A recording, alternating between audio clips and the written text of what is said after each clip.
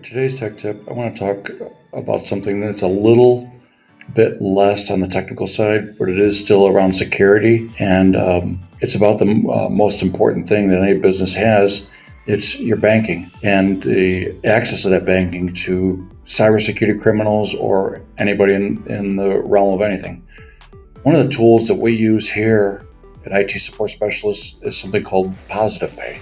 Now, the way that Positive Pay works, and this is not something you'll connect with your IT company on, you'll connect with your bank to do, but Positive Pay is basically the entering of information into your banking system for the use of others when you're both writing checks or if you are in a situation of ACH on your bank account.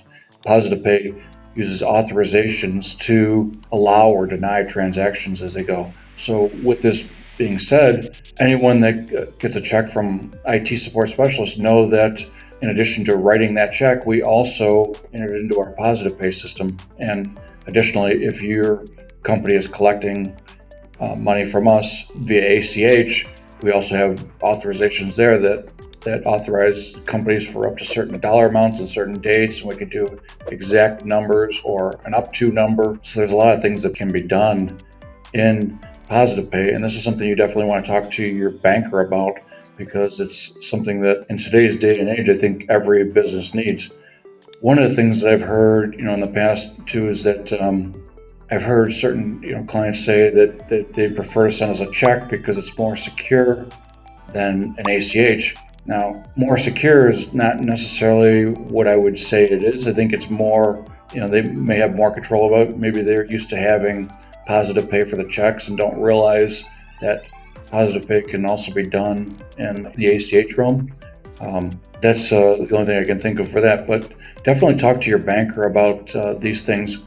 And then another thing that we also use with one of our business credit cards is a thing called virtual credit cards. So we do a lot of shopping every month, and probably 60% of our monthly spend is done with credit cards. So we have a heavy lift of credit card spend.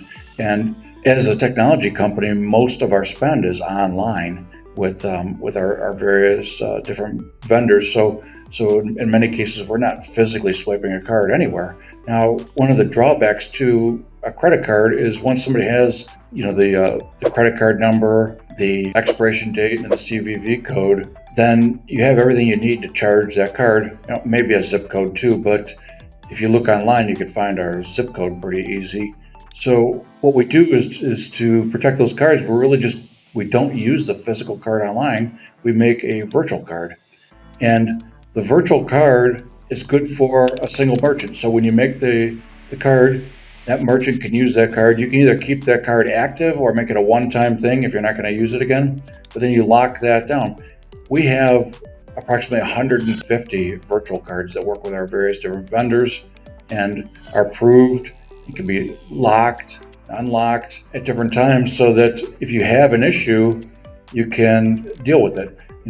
Recently we talked to a client and they had fraud in an account with a credit card, and if they would have had a virtual credit card there, they could have just stopped that card and stopped the transactions, but instead they have to get in touch with the vendor, and so many things that you get recurring charges on, they try to make it difficult for you to stop those recurring charges because they want to keep capturing that monthly revenue. So you really have to do that. But if you have the virtual card, you can go in, shut it off in seconds.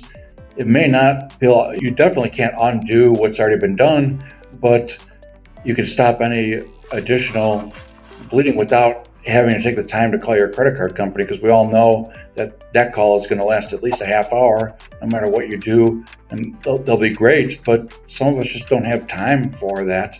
And if any of these things are interesting and you'd like to see more of it, I'm happy to show anyone how we do this stuff, and I'm confident enough in these security measures that I'll even show our account numbers for these things.